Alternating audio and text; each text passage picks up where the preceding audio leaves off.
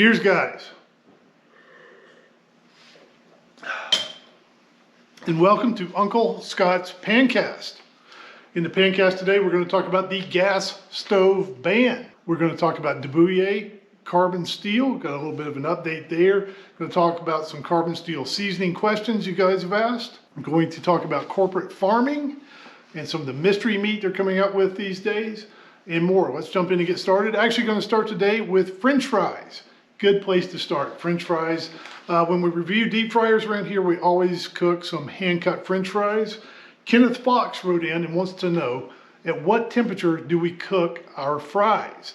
I always double cook those hand-cut fries. I par cook them, and for that first frying, I cook those at 340 to 350 Fahrenheit. Usually takes 5 to 8 minutes or so, depending on the size of fry.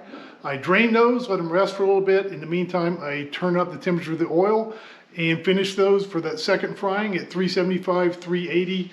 Just depends on the fryer where it tops out. And that usually takes 2 or 3 more minutes.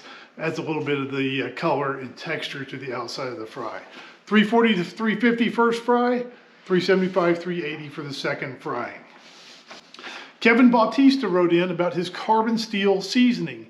He's having some trouble with his pans. He says when he seasons his pan, he ends up with a leopard skin print effect in his seasoning. Wants to know what's going on. Now, I don't know if he's doing this on the stovetop or in the oven. Probably what's going on is he's leaving some little droplets of oil on there. He just needs to wipe that pan out a little bit better before he seasons his pan.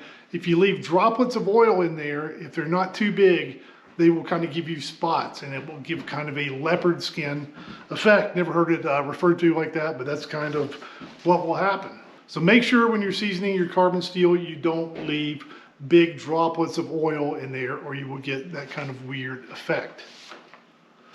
C. Golden wrote in and asked about different seasoning methods. He says sometimes we use the oil, potato peels, and salt method, and sometimes we just use plain oil, and wants to know the difference in the two seasoning methods. Here, what I want to do is differentiate between Matfer carbon steel on the one hand and all other carbon steel on the other. For Matfer carbon steel pans specifically, for the initial, that means first time, for the first seasoning, the initial seasoning, they recommend that you go with that potato peels, oil, and salt method. For all other carbon steel, you don't have to do that. Also for Matfers, after the initial seasoning, if you're touching up your seasoning, if you're re-seasoning down the road, you don't have to do that oil, potato peels, and salt method that we've shown in the videos. You can do it if you want to, but you don't have to do that. So Matfers, when they're brand new, oil, potato peels, and salt. All other carbon steel, you don't have to worry about that. It does confuse people though. The gas stove ban. We've been on this issue around here at Uncle Scott's Kitchen for almost a year now. The issue came up on our radar when we heard about New York City banning the use of gas appliances in new high-rise construction. That was about a year or so ago that came up, and we started following the issue then. There's been some debate and a bunch of word games going back and forth on whether this is a ban or if they say it's just a new construction, or one guy on Twitter, one clown on Twitter was saying, well, if the government just bans 95% of these appliances, you still got the 5% that doesn't count as a ban. No, we're not going to play word games. They are coming for your stoves. They just haven't implemented the whole thing yet. This past week, Politico had an article talking about what's going on in New York.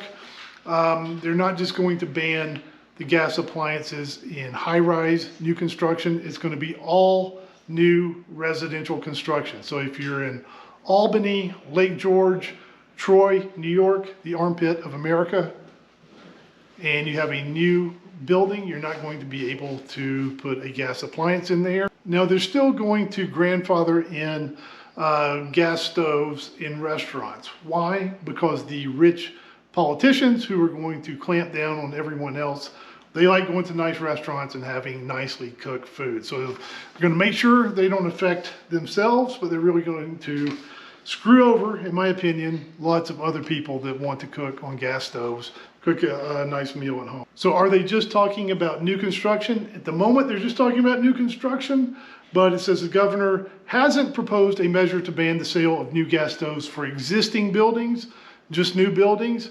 However, New York's climate plan backs such a step in the future.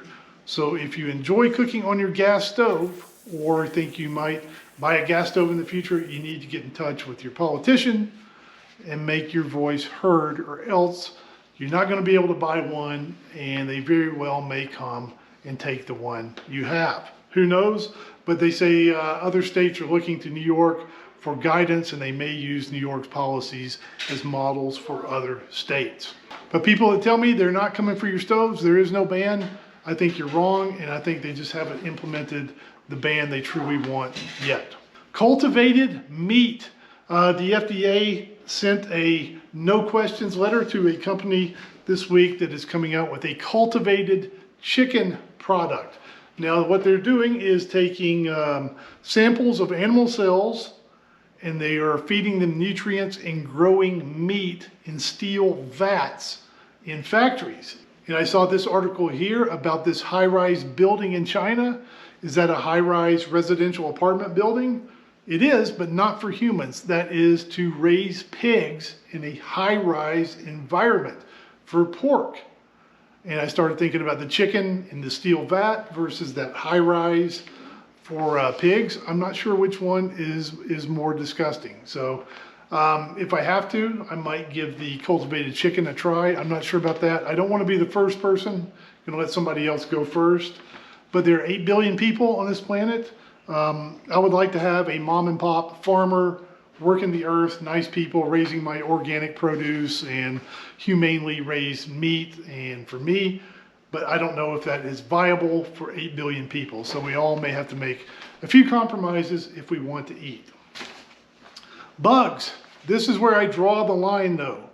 I do not want to eat bugs. The European Union has recently approved an insect protein powder that's going to be added to food in Europe. Absolutely disgusting.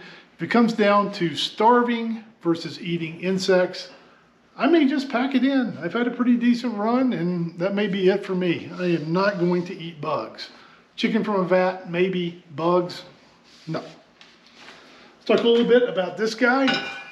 This is a Debouillet Mineral B carbon steel skillet, the regular version. I talked to Debouillet this past week. That Pro version, the Mineral B Pro version of this omelette pan is in the process of being released. They told me they were in the shipping container being shipped over from Europe and didn't know exactly when they were going to arrive, but I ordered one this past week, waiting for that to come in. This 9.5-inch model, this is still my favorite pan in the whole world.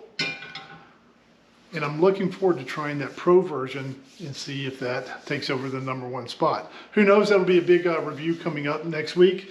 Let's see, along those lines, Chuck Vinson wrote in and asked, when I'm frying eggs on my gas cooktop, how long do I preheat the pan and what setting do I use?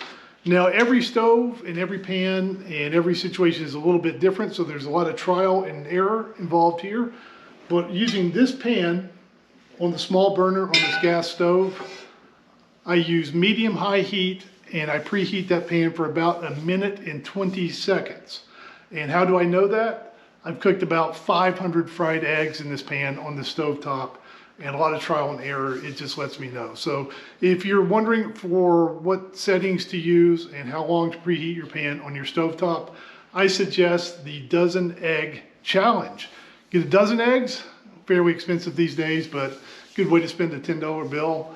And just cook those eggs one after the other. Try different preheating times, try different temperature settings, and somewhere, usually around egg number 7 or 8, a light bulb will go off and you will know exactly how long to preheat your pan and on what setting. But it's going to vary, going to be different for every stovetop and pan combination. For those who wish me well, I posted that I was under the weather recently. Thank you for the nice wishes there. What happened was that it snowed about 17 inches here in Utah, and my father-in-law happened to be in town, and he likes a nice scotch and a cigar, as do I. and not going to run the risk of trying to smoke a cigar in the house. I don't want my wife to kill me. So what I did is got the propane stove, put it out on the deck, and we sat out there and had a scotch and a cigar. And then somewhere, I'm not sure if she's still alive or not, I think Pat Benatar is probably looking down and smiling upon this. Regardless, the next day I woke up, I had a little tickle in my throat. I thought, well, maybe it's just from the cigar and cold weather. Now I know cold weather does not cause a cold virus. You gotta have the virus sitting outside in the snow. Smoking and drinking probably does not help. So what I did is I took some Zicams, took some zinc, took some airborne, I took some horse pill vitamin C's, I took a multivitamin, took some vitamin C, D, took some vitamin E, got a bag of oranges, ate a bunch of fresh oranges, made some tea with lemon, and guess what? I got sick as a stinking dog. I don't think any of it works, and when you get sick like that, you just gotta suffer through. So those cold remedies don't work, but thanks to everybody who wished me well, I am back on my game now. At least I think I am. Now, do you guys remember last year around Easter, I got in trouble? My wife had kept her Halloween pumpkins. They'd been in the garage, I've been stepping over them for almost 6 months. Easter, I just threw them out last year, and I got in big trouble for that.